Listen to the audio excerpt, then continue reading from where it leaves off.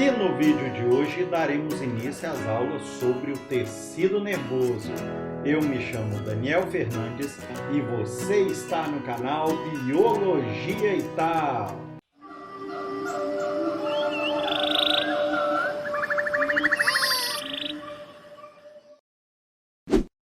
Olá pessoal, tudo bem com vocês? E hoje daremos início às nossas aulas sobre o tecido nervoso. Mas antes de iniciarmos a aula, eu já gostaria de te pedir para deixar aí aquele like para fortalecer o canal aqui na plataforma, tá certo?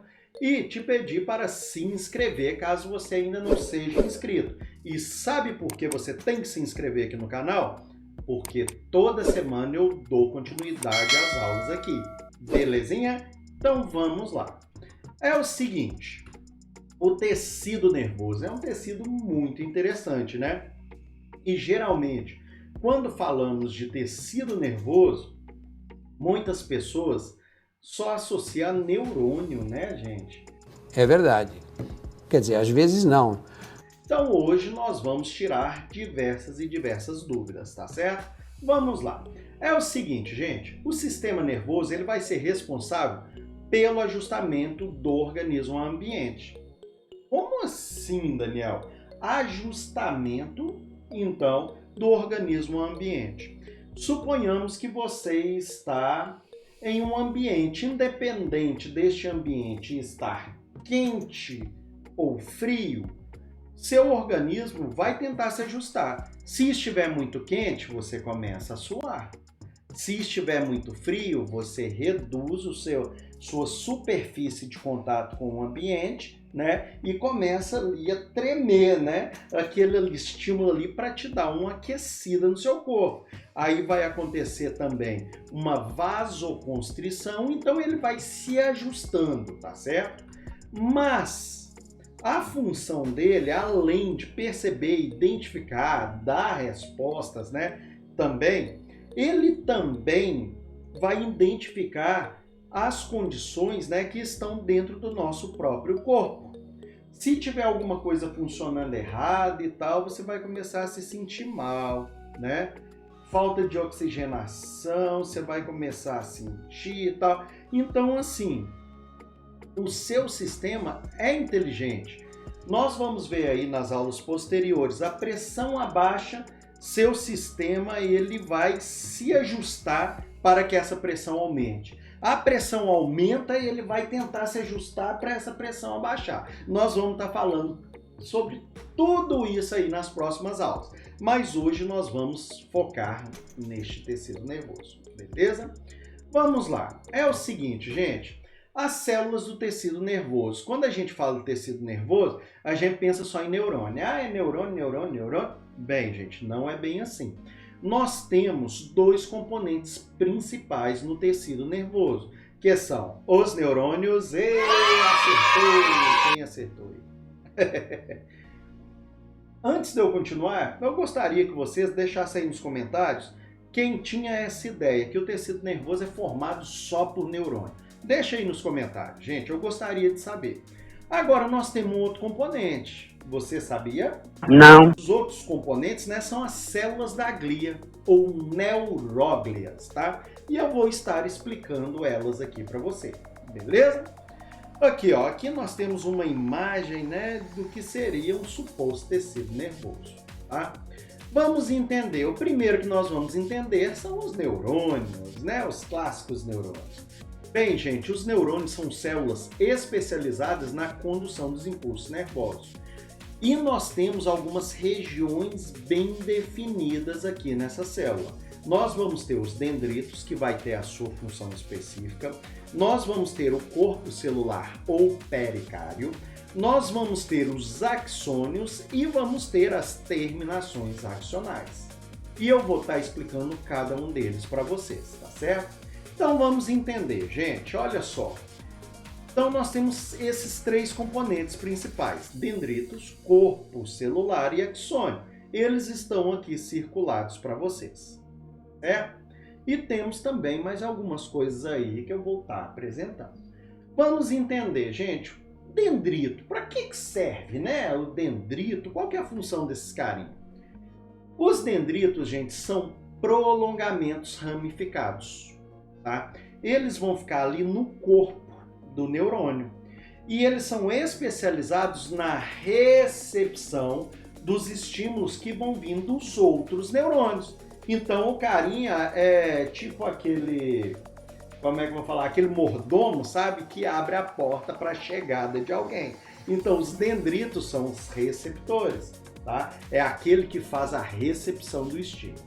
Agora, eu tenho também o corpo celular ou pericárdio. Essa região é onde nós vamos ter o núcleo, né, e as estruturas citoplasmáticas, tá certo? Essa região é ativa metabolicamente falando, certo?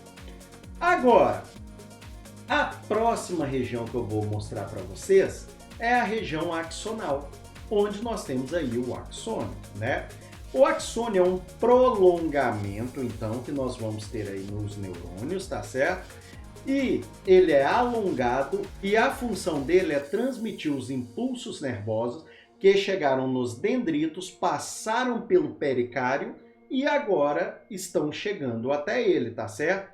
Aí, esse axônio, ele vai levar, então, esse impulso nervoso até a próxima parte que nós vamos falar agora, que são as terminações axonais. As terminações axonais vão transmitir os impulsos para os dendritos do próximo neurônio, tá certo?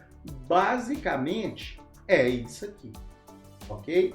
Mas nós vamos falar de mais algumas coisinhas. Então, pessoal, é o seguinte, quando eu utilizo o termo fibras nervosas, nós podemos dizer que eles são representados pelos prolongamentos dos neurônios, que são os dendritos e os axônios, belezinha? Aqui eu circulei eles de vermelhinho para vocês. Não se esqueçam dos nomes, tá certo? Bem, e aí nós vamos falar de um assunto que ele é muito interessante e que algumas pessoas aí ficam na dúvida com isso. Olha só, gente, os neurônios, eles são revestidos, tá, por dobras únicas ou múltiplas, que são formadas por células especializadas. Nós temos as células de Schwann, que vão formar as dobras múltiplas, tá, nas fibras nervosas periféricas, e temos os oligodendrócitos, que são células que vão formar uma dobra única em cada neurônio aí no sistema nervoso central. Gente, isso daqui são as famosas bainhas de mielina. A bainha de mielina, gente, ela vai evitar, então, que aconteça um curto-circuito. Nós temos sinapses elétricas no nosso cérebro. Imagina você colocar um fio desencapado perto do outro sem ter ali uma fita isolante. A função, então, dessas dobras, tá? Uma delas, certo? É evitar que ocorra esse curto-circuito. Beleza? Então, elas vão ser um isolante elétrico. Ah, professor, mas eu já ouvi falar que existem fibras amielínicas que não possuem a bainha de mielina. Calma aí que eu vou explicar para você. Vamos lá. Aqui nós temos uma imagem, então, mostrando um axônio, né? Aí numa imagem microscópica e a bainha de mielina aí em volta dele. Beleza? Vou estar explicando isso para vocês posteriormente. Vamos entender, gente, olha só. Aqui eu tenho uma figura que está mostrando o oligodendrócito formando a bainha de mielina. Percebam, gente, olha só, que ele está aí, ó, dá uma volta aí e pronto. As células que vão formar essas bainhas de mielina são as células de Schwann e os oligodendrócitos.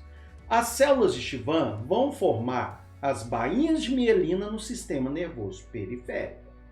Agora, os oligodendrócitos vão estar presentes no sistema nervoso central. E eu trouxe aqui essa observação para vocês. Gente, anota isso aí. Bota fé no que eu estou falando, hein? Todos os axônios são envolvidos por dobras. Alguns são envolvidos apenas por uma dobra única. Por exemplo, sistema nervoso central, nós temos vários, tá? São as fibras que nós chamamos de amielínicas. mas não quer dizer que elas não tenham a bainha de mielina. Todos os neurônios possuem a bainha. Só que, nesse caso aqui, nós temos apenas uma dobra única. Então, nós temos menor velocidade de condução. Agora, eu tenho, as bainhas de mielina com dobras múltiplas, certo? Essas fibras são as famosas fibras mielínicas e a velocidade de condução nelas é muito maior. Beleza? Nas aulas que vão vir aí, na próxima semana, eu vou estar explicando o porquê disso. Então aí eu já estou te dando mais uma dica. Aproveita e se inscreve aí no canal, caso você ainda não seja inscrito. Beleza? Vamos lá. É o seguinte, gente, vamos falar aqui sobre essas funções, né? Eu já dei o spoiler que ela atua como isolante elétrico. Isso daí, tá? É óbvio, senão a gente teria curto-circuito toda hora.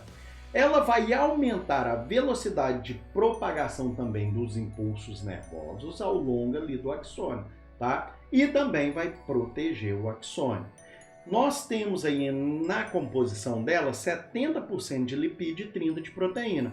Nós temos aí como o lipídio aí a esfingomielina, certo? Gente, e aqui eu vou citar para vocês uma doença que ela é muito conhecida, que é a esclerose múltipla, tá certo? A esclerose múltipla, gente, ela é uma doença, então, autoimune, que nós chamamos, que os anticorpos presentes no nosso corpo vão atacar as bainhas de mielina.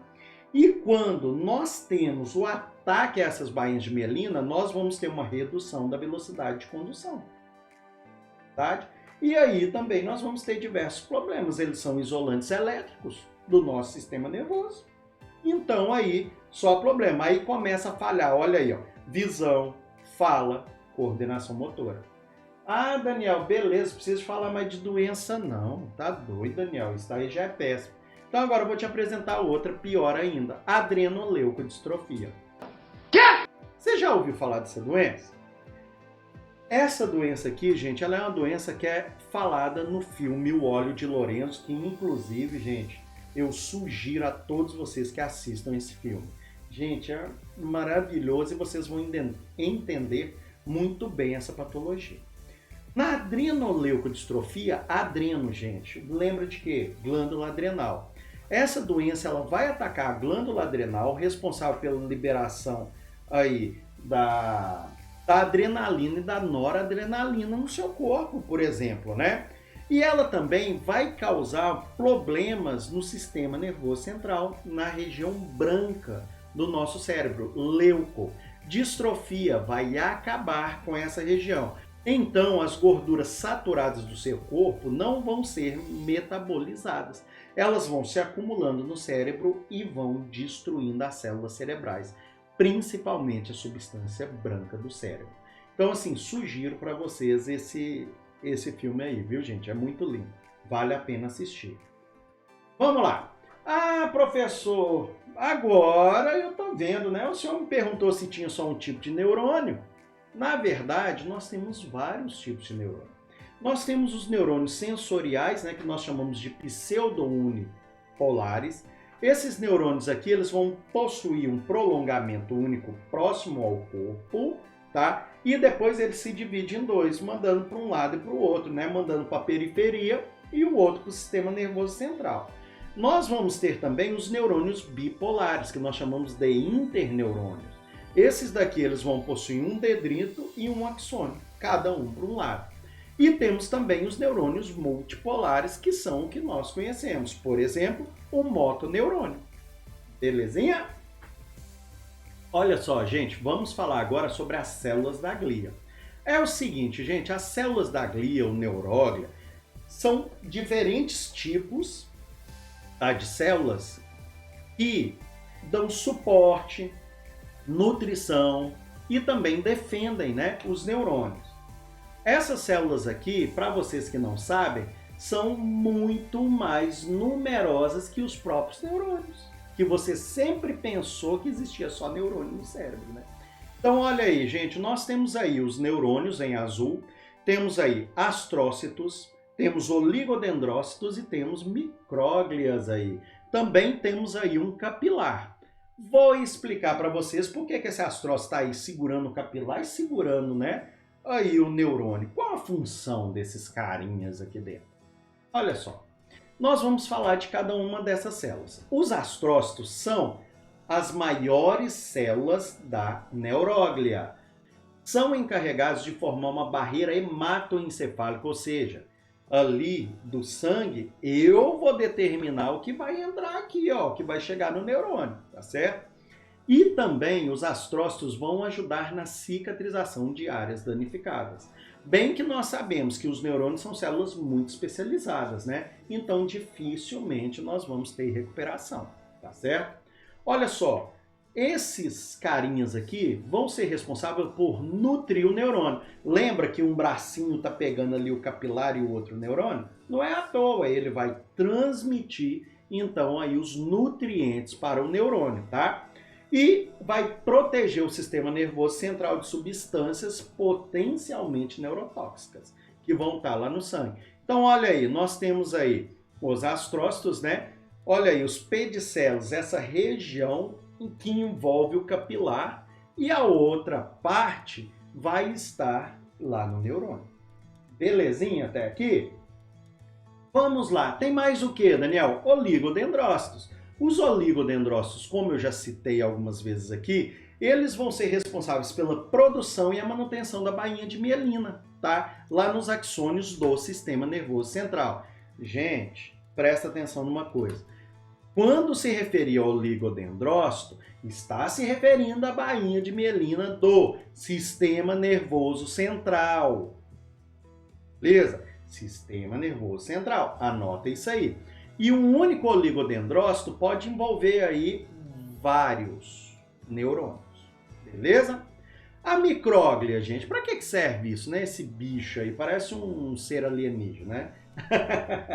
Vamos lá. São células encarregadas por fagocitar partículas que estejam ali no seu sistema nervoso. É como se fosse um macrófago lá dentro do sistema nervoso. Ele vai lá e fagocita o carinha, tá certo? Para não trazer problemas para nós, é claro, né? Então aqui eu tenho uma representação maior de como seria a organização, então, dessas neuróglias e os neurônios. Belezinha, gente? Olha aí que interessante, né? Muito legal. O que mais, Daniel? Só isso? Não, nós temos as células ependimárias. Essas células aqui, gente, são as células que vão revestir os ventrículos cerebrais, tá? E vão facilitar o movimento do líquor, ou líquido encéfalo-raquidiano, esse LCR, tá? Eles vão formar o plexo coroide, que é a região que vai secretar também esse líquor. Belezinha, gente, até aqui? Bem, pessoal, espero que vocês tenham gostado dessa aula. Se gostou mesmo, deixa aí aquele like. Se não gostou, deixa o dislike para eu saber que eu tenho que melhorar ainda mais para vocês. Beleza? Se você ainda não é inscrito no canal, aproveita e se inscreve e ativa o sininho para receber todas as notificações. Toda semana eu dou continuidade às aulas aqui no canal. Belezinha? Obrigado a você que assistiu esse vídeo até o fim. Um grande abraço a todos, fiquem com Deus e até a próxima!